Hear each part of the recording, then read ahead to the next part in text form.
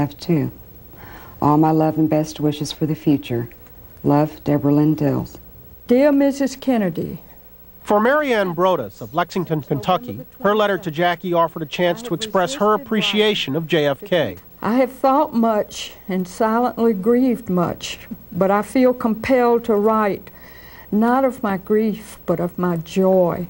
Joy that he was able in his time to turn the tide, to renew America, to rub the tarnish off and show her more shining face to the world. He died because he believed in he didn't just talk about the Pledge of Allegiance, he believed that we needed to have liberty and justice for all. If an American, because his skin is dark, cannot eat lunch in a restaurant open to the public, if he cannot vote for the public officials who represent him, then who among us would be content? As student council president, high schooler Peter Manzo wrote the First Lady about his fallen hero. With the shot of a rifle died a friend who loved the youth, our friend. It is my judgment that there is no career that could possibly be open to you in the 1960s as a United States government. I've always been interested in ideas, but the idea of achieving those political ideas, taking part in the process, that was a personal thing I got from Jack Kennedy. Dear Mrs. Kennedy. In her letter, Virginia Chatwin noted that her affection for JFK stretched back to his first congressional bid. Many dear memories tied our president to us, for we can recall him even as a young congressman. At a time of great loss, Americans chose not to dwell on how Kennedy died, but rather on how he lived. They wrote of values, hopes, and shared dreams, and extended common courtesy in uncommon numbers. If there is ever anything in this world, one small thing, which any of us could do for you, or Carolyn, or John, no matter when or what, please do not hesitate to ask us. With deep sorrow and affection, Mrs. James Chetwynd.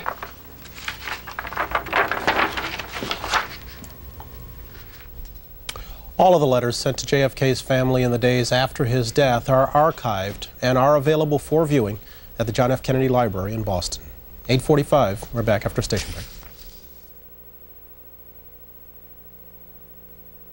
Series on Aging was good. Thank you. A lot of bottom line accomplishments to it, I think.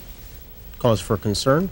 On this particular day, we're talking out in the hall. Everybody's just kind of sitting around talking, as I imagine most Americans will be on this day, about where they were 25 years ago when the word came down. You never told me.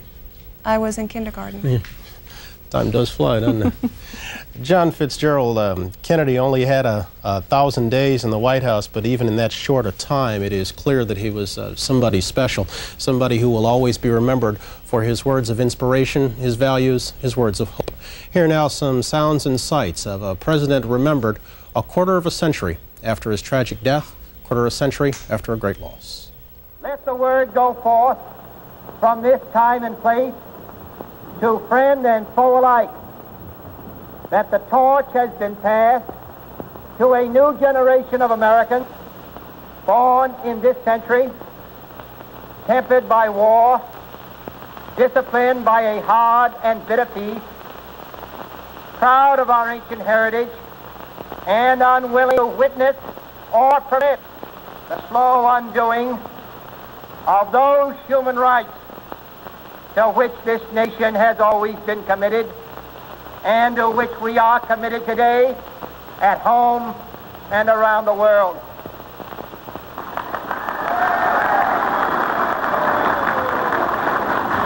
And so, my fellow Americans, ask not what your country can do for you, ask what you can do for your country.